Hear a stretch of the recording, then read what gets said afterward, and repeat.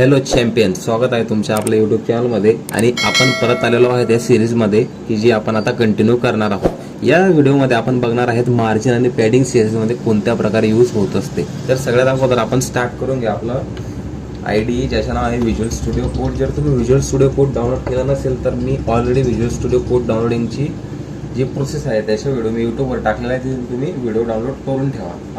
Visual code download करून ठेवा. तर आपण अशा प्रकारे इथं आलेलो आहोत आणि आपण शिफ्ट आणि एक्सक्लेमेशन दाबून इथं रेडीमेड बॉलर प्लेट घेऊ. रेडीमेड बॉलर प्लेट घेतल्यानंतर मी इथं सिंपल एक H1 मध्ये एक हॅलो प्रिंट करतो. ती फाईल पण होते का. आणि मी आता क्रोम ब्राउझर ओपन करतो. क्रोम ब्राउझर ओपन झालं की मी इथं ती फाईल ओपन करून घेतो. हे बाजू मी इथं हॅलो प्रिंट झालेलं आहे, म्हणजे आपले HTML प्रॉपर वर्क करते. त्याच्यानंतर style.css इथं आहे. त्याच्यानंतर मी इथं हेड सेक्शनमध्ये लिंक करून घेतो CSS आपली लिंक झालेली का ते बघण्यासाठी इथं मी देतो आता H1 ला कलर लिंक देतो मी रेड.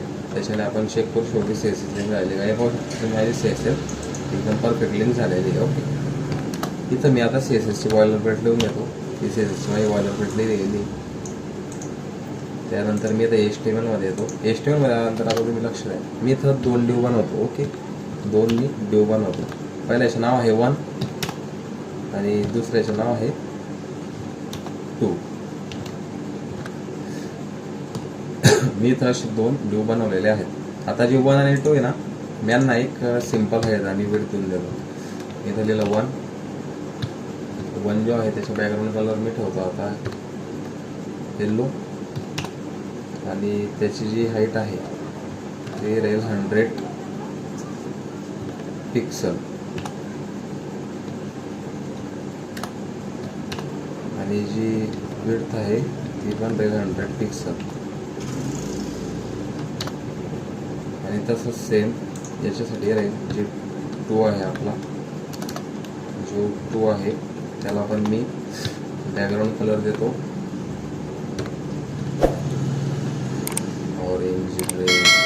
ऑरेंज रेड देतो. आणि ही सेम आपण हाईट आहे त्याला कॉपी पेस्ट करून दिली. कॉपी पेस्ट करून दिली. याला सेव्ह करा आणि जसं मी रिफ्रेश केलं तुम्ही पाहू शकतात काही अशा प्रकारे आपल्याला ते आउटपुट दिसत आहे. तर आता मी याला काय करतो माहिती का, हा जो 1 आहे ना त्याला मी एक प्रॉपर्टी देतो जिचं नाव आहे बॉर्डर.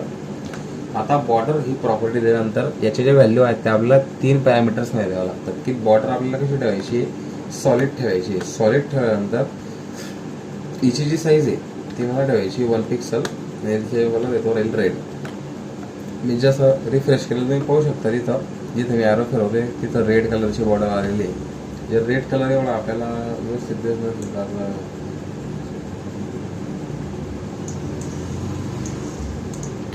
तर जसं मी याला रिफ्रेश केलं पहा इथं येतो मला एक बॉर्डर दिसत असेल डार्क ब्ल्यू कलरची. आता बॉर्डर अप्लाय केल्यानंतर आता पॅडिंग काय काम करतं की बॉर्डर पासून एलिमेंट सेपरेट करण्याचे काम पॅडिंग करत असतं. आता मी जसं इथं दिलं पॅडिंग टॉप 20 पिक्सल. पॅडिंगच्या 4 प्रॉपर्टीज असतात. पॅडिंग टॉप 20 पिक्सल आणि मी इथं दिलं पॅडिंग लेफ्ट 20 पिक्सल.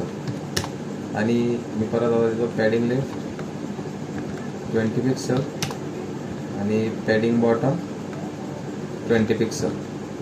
हे आपण अशी पॅडिंग दिलेली. आणि तुम्ही इथं आता बरोबर पहा जसं मी पेज रिफ्रेश करेल तो पहा 1 इकडच्या साईडला आलेला आहे 20 पिक्सल. आणि हे मी तुम्हाला दाखवू पण शकतो. राईट क्लिक करा, इन्स्पेक्टमध्ये या. इन्स्पेक्टमध्ये गेल्यानंतर स्क्रोल करा, लेआउटमध्ये जा. हां, कॉम्प्युटेडमध्ये दिसतंय. तर तुम्ही इथं पाहू शकता की जी पॅडिंग आहे पहा ती सगळ्यांकडून आलेली आहे. आणि पहा तिथं पण ते हायलाईट वगैरे होत आहे, तुम्ही ते पाहू शकता. आता त्यानंतर आपण याला पॅडिंग तर दिली. आता हा जो 2 आहे त्याला पण मी अशा प्रकारे पॅडिंग देतो. Ctrl+C पॅडिंग दिली आणि मला रिफ्रेश करतो. तुम्ही पाहू शकता याला सुद्धा पॅडिंग आलेली आहे. ओके, आता मी कट करतो. आता ही झाली आपली पॅडिंग देण्याची पहिली पद्धत.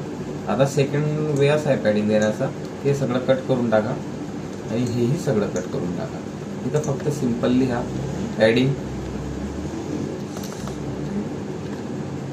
इथं फक्त लिहा पॅडिंग 30 पिक्सल.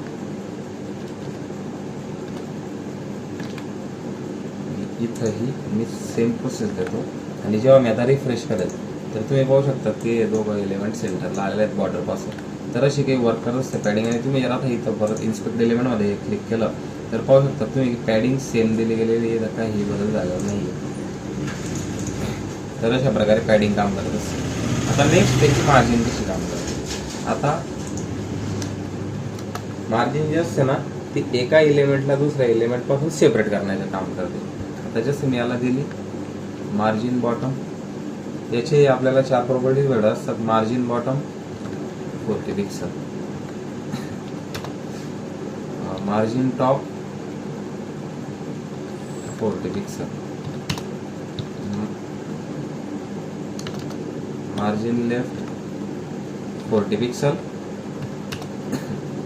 आणि मार्जिन राईट 40 पिक्सल. आणि जसं मला रिफ्रेश करेल तुम्ही पाहू शकता की हा जो डिव आहे याच्या 4ही साईजला आता मार्जिन आलेली 4 इंचाची साईज. आता मी जेव्हा इन्स्पेक्टमध्ये क्लिक करेल आणि तुम्हाला इथं दाखवेल तर तुम्ही पाहू शकतात पहा ही 4ही साईजने मार्जिन आलेली आहे. कॅमेरा राईट हां तुम्ही 4ही साईजने तुम्हाला मार्जिन देत असेल इथं. आता त्यानंतर मी ही सेम मार्जिन या बॉक्स 2ला घेतो आणि यालाही मी रिफ्रेश करतो. तुम्ही पाहू शकता हे दोघं बॉक्स आता एका खाली एक आलेले आहेत. आता त्यानंतर मार्जिनला अजून शॉर्टकट देण्याची एक ट्रिक आहे ती ही जशी आपण पॅडिंगला दिली होती तशी. जिथे मी टाईप करतो मार्जिन आणि तुम्ही डायरेक्ट लिहू शकता 40 पिक्सल आणि सेम मी इथे तसंच देतो मार्जिन, मी इथं परत लिहितो 40 पिक्सल आणि याला रिफ्रेश करतो. पहा तुम्ही रिफ्रेश केल्यानंतर ही आउटपुट सेम आहे. हाच डिफरन्स असतो फ्रेंड्स मार्जिन आणि पॅडिंगच्या. आजच्या व्हिडिओमध्ये आपण एवढंच बघणार आहोत मार्जिन आणि पॅडिंग. तुम्हाला आय होप तुम्हाला हे सगळं एकदम क्लिअरली समजलं असेल. मी फक्त इथं सिम्पल 2 डिव घेतलेले आहेत, इथं त्यांना सिम्पल मार्जिन आणि पॅडिंग दिलेले आहे. या व्हिडिओमध्ये आपण background colour, height, width, margin, padding आणि बॉर्डर ह्या बऱ्याच प्रॉपर्टी पाहिलेल्या आहेत. नेक्स्ट व्हिडिओमध्ये भेटू. तेवढ्यात तुम्ही या मार्जिन आणि पॅडिंगची भरपूर प्रॅक्टिस करा.